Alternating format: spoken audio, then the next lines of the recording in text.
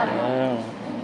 Perkenalkan, kami rekan peneliti dari Desa Rato, saya Nika dan rekan saya Dia. Kami meneliti di Desa Rato itu tentang pengaruh peran ganda perempuan terhadap pengasuhan anak di desa. Lebih dulu kami jelaskan tentang keadaan desa kami. Desa Rato itu memiliki 8 dusun dengan 18 RT.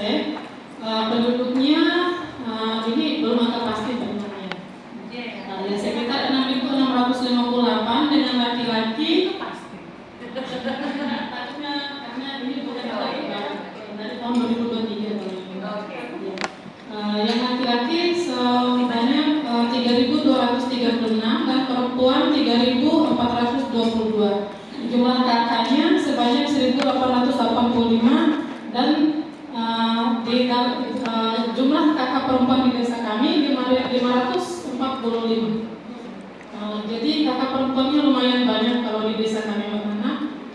Kemudian untuk curah hujannya lumayan tinggi dengan intensitas waktu yang lama. Kemudian di desa kami itu diapit oleh 2 sungai. Sungai yang biasanya sering banjir itu yang hulunya dari Sungai Campa dan Boro.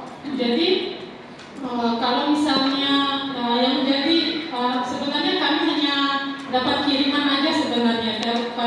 Kalau kata teman-temannya dari daerah itu, kalau misalnya banjir dari dari Boro dan Campa sudah banjir di sana dengan intensitas hujan ini, kami juga terkena.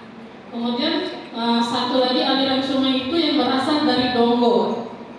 Jadi kalau di tapi untuk tahun-tahun sebelumnya banjirnya itu baru cuma banjir di sungai aja. Tapi untuk awal tahun ini kami perhatikan banjir yang dari aliran sungai Donggo itu sudah meluap sampai ke perumahan warga untuk tahun ini. Jadi warga kami sudah mulai khawatir apabila banjir di 2 sungai ini sama-sama meluap, takutnya seluruh desa itu akan terendam. Kemudian karena masyarakat kami lumayan banyak jumlah penduduknya, kemudian pekerjaannya itu lebih beragam. Jadi di desa kami itu para petani itu hanya beberapa persen saja, kebanyakan itu adalah berdagang dan banyak pegawainya. Karena Desa Rato juga adalah pusat dari Kecamatan Bolo, jadi kami memiliki pasar dan di situ masalah lingkungannya sangat kompleks karena pusatnya kegiatan ekonomi itu pasti banyak sampahnya Mbak Nana.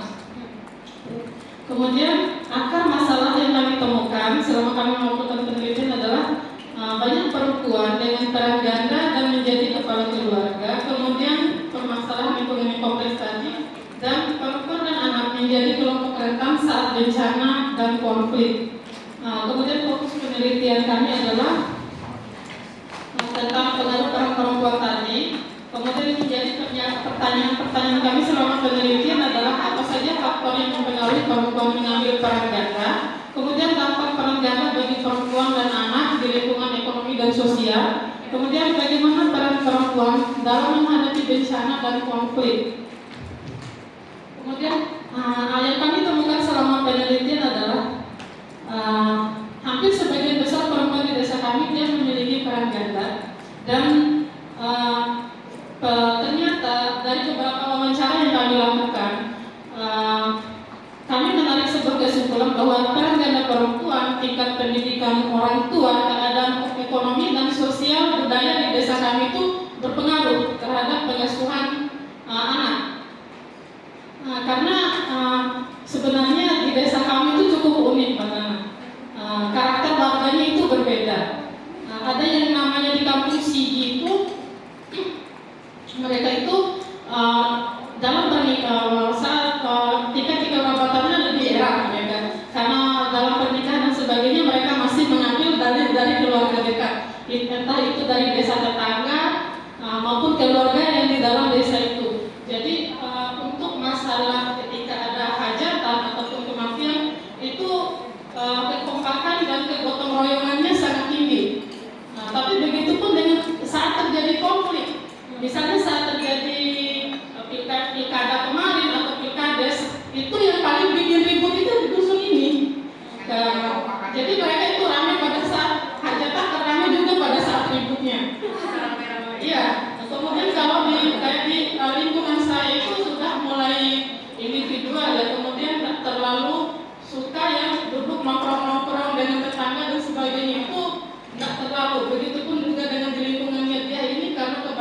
adalah warga pendatang dari Jawa, dari Lombok yang kebanyakan di desa kami itu mereka berusaha dagang salome, bakso dan sebagainya. Jadi mereka lebih fokusnya pekerjaan. Kalau untuk dengan pergaulan dengan tetangga dan lingkungan sosial itu masih kurang dibandingkan dengan yang di lingkungan kampung Sigi tadi.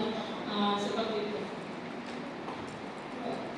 Kemudian faktor ekonomi menjadi penyebab utama perempuan ini mengambil peran ganda. Jadi saat kami melakukan wawancara kemarin, yang pertama itu kami melakukan wawancara dengan kelompok ibu-ibu posyandu. Kami mengambil ibu-ibu posyandu di dusun Sigi karena menurut kami dalam kebencanaan mereka adalah kelompok yang paling rentan karena mereka paling dekat dengan bantaran sungai. Ya. Dan mereka adalah orang-orang yang benar-benar merasakan dampak dari banjir bandang di 2021 itu. Seperti itu, Bu. Kemudian selanjutnya kami juga mewawancara ada rekan saya di kantor itu, dia operator desa, tapi dia memiliki anak dengan kebutuhan khusus. Anaknya sudah 4 tahun tapi belum bisa berbicara. Jadi ya speech delay. Anak itu karena dia tidak bisa berbicara, ketika dia ingin mengungkapkan perasaan dia hanya bisa menangis dan anaknya akan tantrum. Jadi dari cerita ibunya kami mendengar bahwa untuk anak-anak seperti ini butuh banyak butuh perlakuan khusus, tapi sayangnya di lingkungan juga sulit. Mereka mungkin tidak paham dengan keadaan anak ini, jadi anak itu sering dibully dan orang tuanya pun itu disalahkan karena tidak bisa mengurus anak dengan baik. Kemudian kami juga kemarin melakukan diskusi kelompok dengan teman-teman perempuan muda dari komunitas Perbata. Yang ini kami melakukan wawancara dengan teman-teman perempuan muda ini adalah kami ingin mengetahui bagaimana sih perspektif mereka tentang peran perempuan dan dampak yang mereka langsung alami ketika, karena dari teman-teman perempuan muda ini ada yang orang tuanya memang orang tua tunggal.